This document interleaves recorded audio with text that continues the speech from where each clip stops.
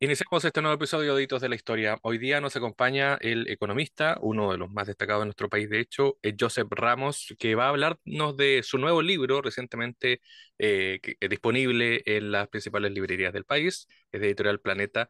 Se llama Economía Humanista, la importancia de las consideraciones inmateriales en las decisiones económicas. Ahí está, si quiere buscarlo. Joseph Ramos ya ha estado en nuestro programa, pero le recalcamos que es hispano-norteamericano, nació en Filadelfia, es economista, actualmente autor de más de 8 libros, de un centenar de artículos además, y autor de este nuevo libro. ¿Cómo estás, Joseph? Gracias por aceptar la invitación.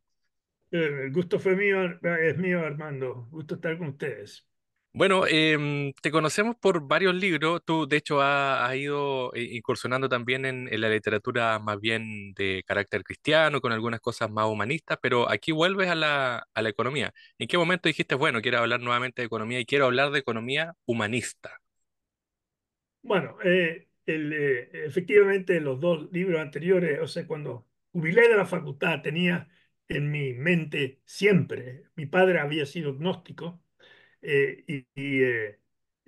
siempre tenía una inquietud por la filosofía y estudié mucho sobre el tema de la existencia de Dios. Entonces, la pandemia me vino como anillo al dedo, porque me dediqué 2 años a escribir ese libro, Creer o no creer, que se publicó 2 años atrás, que es un libro sobre filosofía, es sobre la existencia de Dios, pero desde el punto de vista de la razón, nada más. El año pasado me volqué un poco a un libro apelando al corazón, que era sobre Jesús, 9 miradas que se han dado en torno a su figura a lo largo de la historia. Y ya, bueno, y ahora vuelvo a mi profesión. Es un tema que me ha intrigado ya un buen número de años, que después les puedo contar por qué lo escribí, pero el tema son cómo incide en la economía no solo los factores monetarios, que es lo que solemos enfatizar, sino factores no monetarios. Eh, por ejemplo, yo no sé qué profesión tienes tú. ¿Qué profesión tienes tú, Armando? Asistente judicial. Asistente judicial. Bueno, yo no creo que elegiste esa carrera porque pensabas que es donde mejor, más plata ibas a ganar. Había un tema de vocación, de gusto, de sensibilidad, de autorrealización. Igualmente, cuando uno eh, pololea, eh, especialmente los hombres, creo yo, no estamos buscando la buena partida, sino estamos buscando a alguien con quien nos entendamos, que sea buena moza, que sea simpática, que tengamos algo en común, o sea, lo afectivo, lo dominante. Y en lo económico, también en cosas más propiamente económicas, tenemos, yo diría, hay muchos factores que inciden, aparte del monetario, la justicia en el trato, por ejemplo. O sea, no solo nos interesa cuánto nos pagan, sino que sea un pago justo. Piensa tú en las mujeres que están sentados y descubren que el gallo al lado gana 15 20% más haciendo la misma pega que ella porque él es hombre y ella no. O sea, eso la enrabia y probablemente empieza a atornillar al revés cuando se entera de esto. Bueno, ¿qué pensar de los profesores que ganaban, sí, o 3 millones de pesos full time y descubren que alguien por pitutos, contactos con el dueño, gana 17? O sea, yo habría renunciado, protestado. O sea, y las empresas de verdad, cuando hacen ascensos, tienen que ser vistos como justos. Porque si no, los trabajadores profesionales o lo que sea, van a protestar, van a considerar, o sea, uno está en esto para que el mérito, el esfuerzo, el empeño sea lo que valga. Entonces, esas son consideraciones que inciden mucho en la economía y eso como que fue uno de los factores que me gatilló. Después te puedo contar de distintas experiencias que fueron vitales en este libro, si quieres, pero digamos, lo que quería mostrar es que la economía es mucho más que el campo solo de lo monetario. Uno suele enseñar que el hombre maximiza ingresos, que los modelos son eso, maximizar ingresos a toda costa, y no es así. Hay estos factores como la justicia, hay factores ocasionales, de realizaciones efectivas, etcétera. Hay en el primer bloque, en la primera parte, que se llama El mercado y sus límites del libro, me llama la atención que estudiaste también todo lo que fue Chile entre 1973 y 1975, y que lo llamaste racionalidad acotada. Y me gustaría que me hablaras de eso, que me explicaras racionalidad acotada, porque, y cuál fue la incidencia, y porque uno mira esos años y son años tremendamente complejos económicamente hablando. No, es un apéndice ese y que tú citas. El concepto de racionalidad acotada es muy sencillo. A todo esto, el 99% del libro son ideas tomadas de economistas o pensadores, no son propias mías. Yo simplemente lo junto todo. Y la racionalidad acotada dice que no siempre, los modelos nuestros es que uno maximiza y más nada. Racionalidad acotada dice que la gente se da por satisfecho con cierto nivel. O sea, no es que estoy buscando el 7, me doy satisfecho con un 6,5. O sea, y en la economía nunca hay garantías, ¿no? Entonces, el ejemplo que di es el año 73, eh, cuando asume el gobierno militar. Una de las primeras políticas que se tomaron fue liberar los precios. Los precios en ese momento estaban todos controlados, o semi-controlados, ¿no? Porque había mucho mercado negro. Y liberaron los precios, como sincerar los precios. El efecto de esto, bueno, tuvo mucho efecto, pero a la pregunta que quiero llegar a racionalidad acotada, la pregunta para el empresario es: ¿a qué precio voy a ponerlo? Yo, qué sé yo, fabrico camisa. ¿A qué precio voy a poner? Porque el precio oficial, por así decirlo, invertemos 1.000 pesos, era ridículo. Y el mercado negro, la camisa valía 30.000. Y si iba por el dólar, mi camisa normalmente valía, no sé, $10. Entonces, ¿qué precio poner? Entonces, y lo que arguyo ahí, porque se produjo una recesión, es que al liberarse los precios, no era claro cuál es el precio a poner, cuál es el precio que maximiza. Entonces dije, los empresarios podían poner el precio de su camisa en dólares, pero el dólar también estaba marcado por el mercado negro.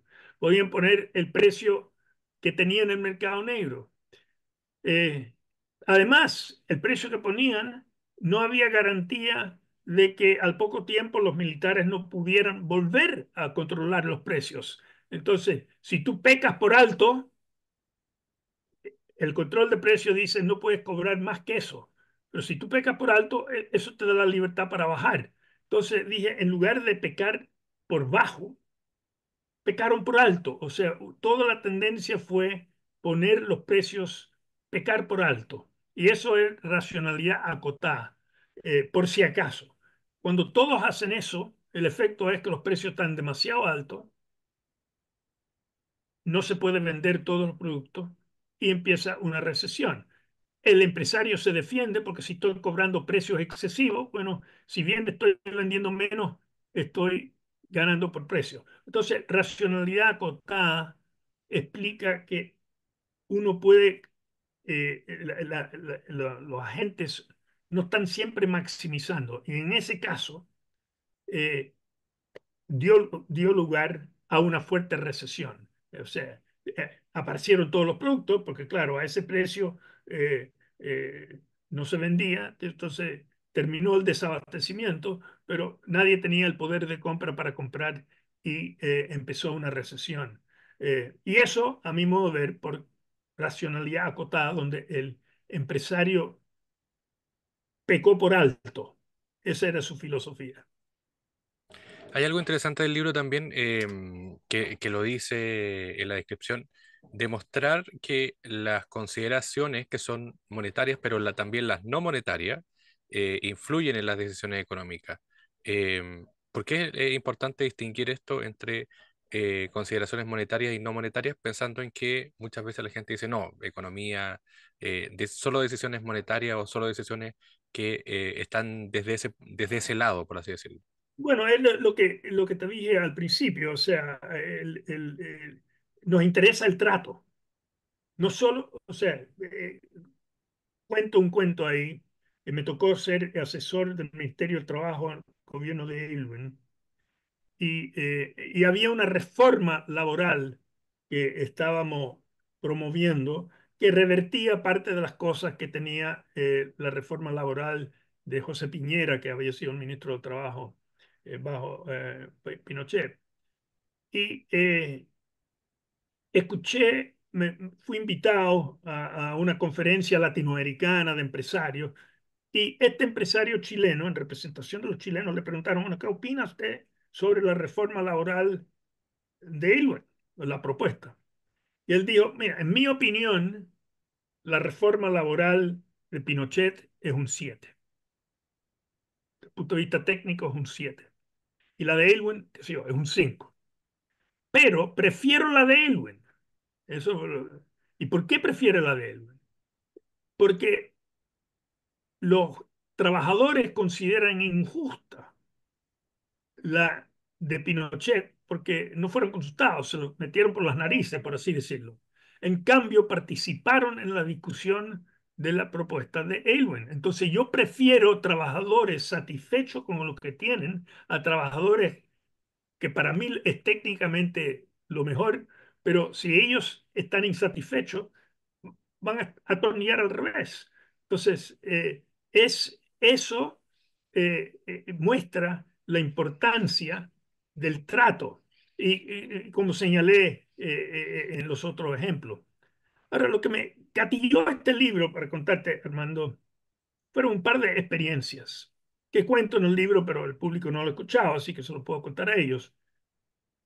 La primera, un día, un profesor, profesor de la facultad, presentó un trabajo, Javier Núñez, presentó un trabajo para estudiar cuán egoístas somos de verdad las personas y en particular los ingenieros comerciales, porque nuestro modelo es que el ser humano eh, busca su provecho y a ver cuán bueno es ese supuesto.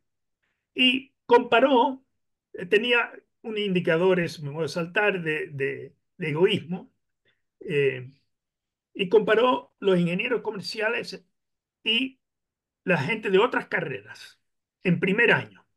Y encontró que según esos tests que se hicieron, la gente era medianamente egoísta. Pongámoslo, para ponerle un número, una escala de 1 a 10, era un 5. Medianamente. Hizo el mismo ejercicio con los alumnos de quinto. Y resultó que los alumnos de quinto de las demás carreras permanecían en 5, medianamente egoístas. En cambio, los ingenieros comerciales de quinto año ya no estaban en 5, sino estaban en 8. Se habían puesto mucho más egoístas.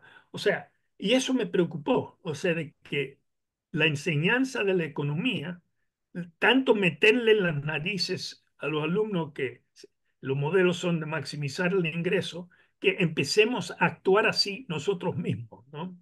Y, y, y tipifico eso con algo más serio, que fue un informe del economista jefe del Banco Mundial y posteriormente ministro de Hacienda de Clinton. O sea, un economista de gran peso y progresista, por así decirlo. Bueno, y él, en un memo a su personal, dice, oye, he estado pensando que si fuera técnicamente posible transferir la polución de donde se genera en los países desarrollados a los países subdesarrollados, eso sería conveniente socialmente. Y su raciocinio era el siguiente: el daño que produce la polución es los días que pierdes por enfermedad o incluso por mortalidad. Y dice, bueno, pero un día perdido por un africano que gana $1 al día es $1. Un día perdido de trabajo de un neoyorquino es $300, porque eso es lo que gana al día. Por consiguiente, es mucho más conveniente transferir la polución de New York a África, por así decirlo. O sea, no que cada vida vale por igual, sino cada vida vale según cuánto produce. Este ya es el extremo del análisis unidimensional. Y esto entonces me ayudó a escribir este libro. O sea, me impulsó a hacerlo. Además, tuve dos experiencias más que quiero contar. Yo cuando me preguntaba, bueno, pero la verdad es que si tú me empujas, yo reconozco que somos harto más egoístas que altruistas. Y si esas son las dos alternativas, bueno, los modelos egoístas valen. Pero tuve una experiencia que me mostró que hay una tercera opción. Somos egoístas, sí, mucho más que altruistas, pero también somos decentes, cosa que me voy a explicar. O sea, estamos dispuestos a hacer nuestra parte si creemos que el otro hace la suya. Y la experiencia fue la siguiente, Armando. Yo soy extranjero, era extranjero, tenía muchos amigos que venían de afuera y siempre les mostraba, entre otros, Santiago Centro y paseábamos por Paseo Más. Y sobre todo en esa época, en los primeros años, era un chiquero. Había restos de helado, puchos, papeles, y uno veía a la gente caminando y botaban. Y él decía, oye, mi amigo decía, los chilenos son chanchos, mira cómo se portan. Bueno, y un momento. Seguíamos caminando, volviendo a casa, íbamos al metro, en la estación del metro Universidad de Chile, al final del Paseo Más. Bajábamos ahí, la plataforma Impeque, y decían, los chilenos son suizos. ¿Qué hacía que los chanchos de Paseo Humada pasaran a ser suizos o los suizos pasaran a ser chanchos? Y es que cuando tú estás en el Paseo Humada, ¿qué importa un papel más? Ya está tapado de cosas. En cambio, tú vas al metro y haces tu parte. Y eso, esa predisposición, muestra una predisposición de la población a cooperar. Lo cual me lleva al último, el cuarto experiencia que gatilló este trabajo, que tiene que ver con la importancia no solo de la competencia, que es cosa que siempre predicamos, sino también de la cooperación.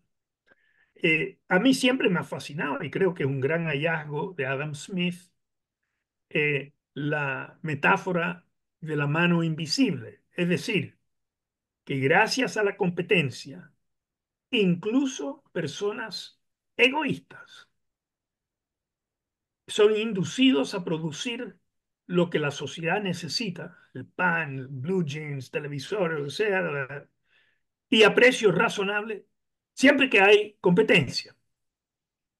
Pero falta lo que yo llamo el complemento, que yo llamo la metáfora del semáforo quemado, que se me ocurrió un día, la Facultad de Economía nuestra queda muy cerca de Vicuña Maquena, y yo para volver a casa siempre tomaba el auto por Vicuña Maquena, hacia Plaza Italia, ahí de la costanera, para arriba. Y un día subiendo por Vicuña Maquena, pienso, bueno, ay, no, los autos yendo hacia Plaza Italia por Vicuña Maquena, los autos bajando por Providencia hacia Plaza Italia. ¿Qué pasa si se quemaran los semáforos de Plaza Italia? Bueno, obviamente se produciría un despelote. O sea, cada uno compitiendo para pasar primero empeora la situación no solo para el otro, sino para sí mismo. Y se produce un taco enorme. Se necesita ahí cooperación. La competencia en ese caso es negativa.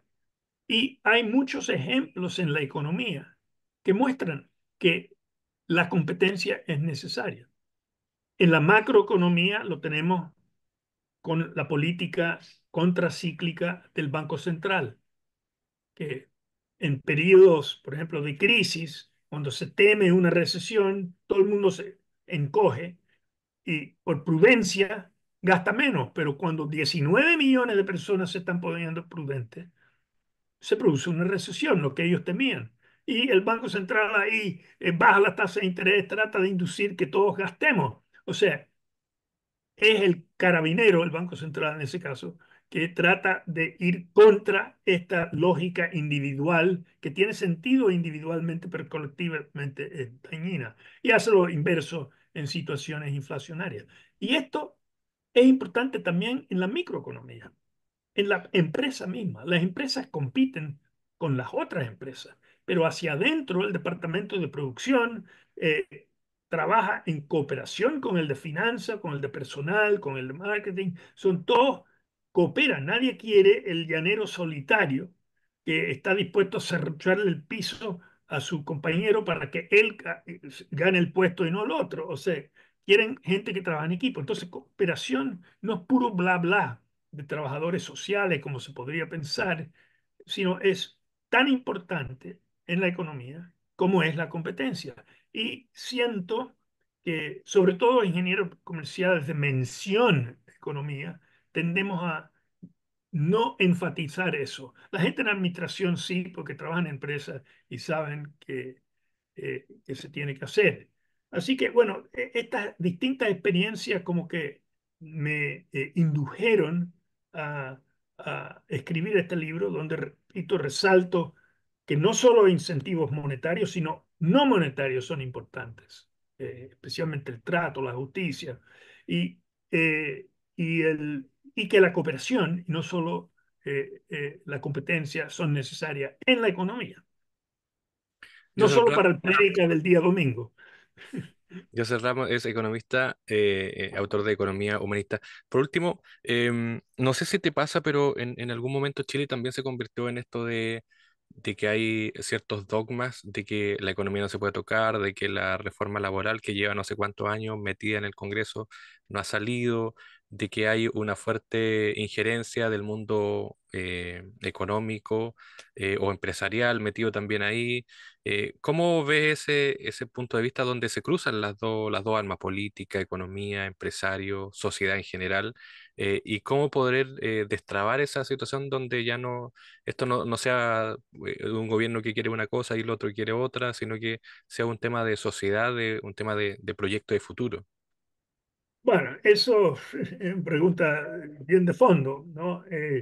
Esto va más, o sea, yo creo, o sea, no quiero dar la impresión que estoy revolucionando la economía. Yo creo mucho en en la economía, creo mucho en el aporte para bien que puede hacer la economía, pero así como mal. Cuando se pone muy unidimensional, creo que es negativo. Ahora tú levantas un tema aún mayor. El tema tiene que ver que cómo incorporamos, cómo tenemos un proyecto de bien común y mi impresión para hablar de la política actual, que llevamos desafortunadamente un buen número de años, o sea, 10 años, en que se ha perdido esa búsqueda del bien común y el rol de la oposición. El rol de la oposición es oponerse, pero uno desearía que fuera constructivo. La tentación de la oposición es oponerse para que le vaya mal al gobierno, aun cuando el que le vaya mal al gobierno significa que le va mal al país. Y la tentación es así porque si se aprueba una ley, un proyecto, luce como una victoria para un logro del gobierno, entonces tiende a ser negativo. Y cuando se pierde esa valorización del bien común y cada uno busca la victoria inmediata, y llegamos a la polarización que creo que ha caracterizado al menos los últimos 10 años en Chile, que son negativos. O sea, claramente en los años eh, anteriores, los 20 años famosos, eh, nunca se produjo tanto eh, avance, no solo económico, sino social en Chile como en ese periodo. Desde entonces ha habido creciente pugna, creciente, yo creo que desvalorización del bien común y recuperar eso eh, es difícil y va a ser difícil. Esto va mucho más allá de la economía. Estamos hablando ya de conflicto de opiniones, o sea, donde nadie está dispuesto a ceder por el bien común si es que cree que el otro se va. ganar una pequeñita ventaja. Joseph Ramos, muchas gracias por la conversación, gracias por el libro Economía Humanista de Editorial Planeta. Ahí está, para que lo puedan buscar. Un abrazo, gracias también por compartir esta conversación. Muy bien, Armando, y ustedes.